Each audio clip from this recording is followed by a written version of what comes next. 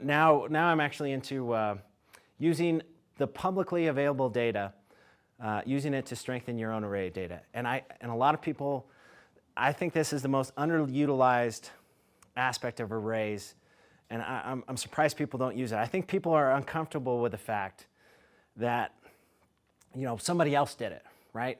So I can't use it, but you can. It's there. Oops, sorry. So why use other people's microarray data?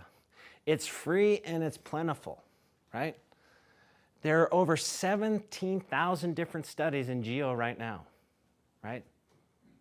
That I guarantee you, I know everybody thinks their research is very unique and great, and you know, it's so much different than everybody else, so much better. But I guarantee you'll find something related to your work, right? And you can use that to compare and get more biological meaning out of your array data.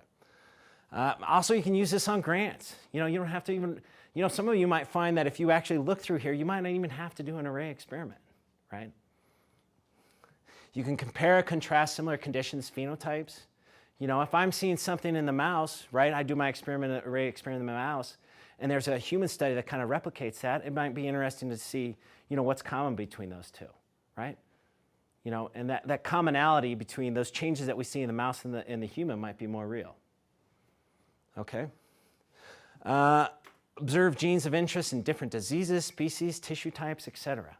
You know, what is this gene doing in cardiac tissue? What is it doing in, you know, epithelial tissue? Ability to count, and also the ability to count for other variables outside of your study. That you can use it, that if I got a variable in my data that I want to get rid of, that I think is complicating things, I can go find an array study that actually specifies in that variable, and I can use that to subtract that effect out of my array data. And I'll show you how I do that. So what are the questions to ask before using array data? What's the quality of the data? And you're using the exact same techniques that you'd use on yours, right? The same, you know, p-value curves and blah, blah, blah, intensity, histograms, same quality control measurements that you use for yours. What is the gene expression platform? And this is important, right? That if my array experiment was done using 3' biased AFI chips, and I want to compare that to, say, an exon array, there's going to be some differences. So I would say, I mean, it's always advisable you want to use the same experimental platform, but sometimes you can't, and that's okay. Okay, and is the study adequately powered? Obviously, do the power analysis on your stuff. Do you need to normalize the data within the study? And I'm going to say yes, right? We're studying, here's what I guess I want to get across to you. You don't take the two array studies and combine them, right? You treat them separately, but you have to normalize. And so that, maybe I can write over here. That if I have two studies, say this is, I don't know, pituitary cancer, and I want to compare it to a breast cancer study to see the similarities, I have to find a common denominator between the two to compare. And my common denominator is going to be the controls, right? That's a common condition between these two. And so you can normalize everything based on fold changes above or below control levels, right? So in this instance, all my values are going to be like 1.3-fold in the tumor tissue here, and this will be 1.4-fold, right? So now we're on the same plane, right? That the signal intensity here might be a lot greater than here. And so what I'm trying to do is trying to normalize that data and bring it all down to the same level so I can compare it. And then again, this is important too. Is there enough clinical or identifying information associated with the studies for you to make accurate calls or analysis? So where to find microarray data? Sue and Katrina did a good job of this.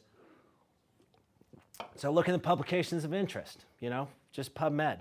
You know, usually it's going to be in the methods section. And that's a great thing about about array technology now is if you publish it, you have to make it available to the public for the most part. So it should be out there somewhere, right? The most common, as Sue said, is geo.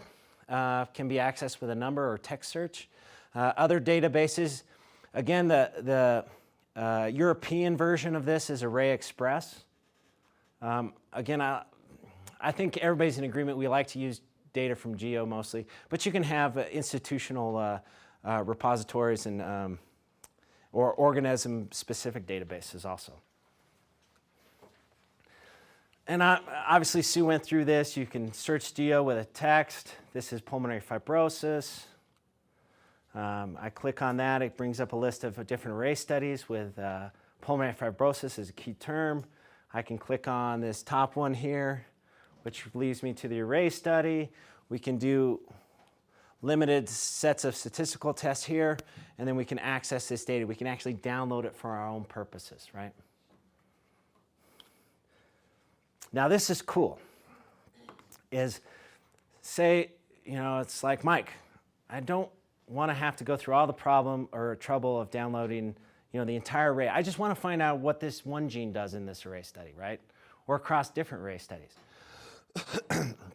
Well, Stanford has come to your rescue. This was originated there. And basically what they have done is they have downloaded all of the Geo publicly available data and done the statistics for you. So all you do is put in a gene, and it will search that all the publicly available data where your particular gene is differentially expressed. So in this case, this was a gene that we found that was deregulated in pituitary tumors, PLAG-like 1, right? So I put it in this data set, and it gives me a list of, actually it separates it by species. So obviously I'm interested in human, so I'm going to click on this. And it will give me all those array studies that were done using human tissue where it was differentially expressed. And as you can see, so it was expressed in 102 of 5,081 comparisons. And this will give you a list. Not only will it give you a list of those array experiments where it was differentially expressed, but it also gives you fold change here or rank. Yeah. And you can just go, you can search all of those if you want. But again, you know, what we're seeing is that it's differentially expressed in a lot of cancer type studies, which is a good thing, right? It kind of validates our picking this PLAG-like 1 as an interesting gene. So types of data from Geo. Obviously, you know, the point here, we're kind of running out of time, so I'm going to hurry through this. You want the AFI cells. The raw data is always best. Here's examples of stuff you get from Geo. Using your software, you can download just with an accession number. Now, once you come up with your genes, list of genes that are different, you've downloaded the sample, you did a statistical analysis, you came up with a list of genes. You can import that into bioinformatics software, and typically this will involve a text file. So you've got your gene identifier over here. Typically, you put fold change in the next column, maybe the associated p-values. And then most of these programs right here have the ability to do comparison analysis, so I can compare different lists of genes together, right? So I just pick and choose which list. And remember, these come with fold changes and p-values. I better say. So, I mean, so a lot of these are done on different platforms. So the only thing that we can compare are well-characterized genes that are on the same platform. Does that make sense? So usually you'll put like a list of 1,000 genes on, and that'll get whittled down to like 600 because that's all we can compare. Anything that has some kind of biological connection is usually the only things that you can compare, or well-characterized genes. And again, this is just an example. We compared 3 different studies here, and you can see a lot of similarity between these different biological functional groups. That this is the significance line here.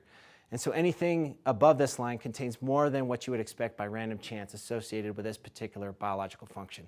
And you can see the similarities here. And you can do that with pathways also. Or you can actually just compare the individual genes. You know, I've got 5 different array studies here. What's common? What's different? What's unique to this? What's common to this? As you can see, these are 5 different diseases. This gene right here was reduced in all of them, right? This is interesting. Compare, contrast. You know, chipping away at the mountain. That's what we're doing.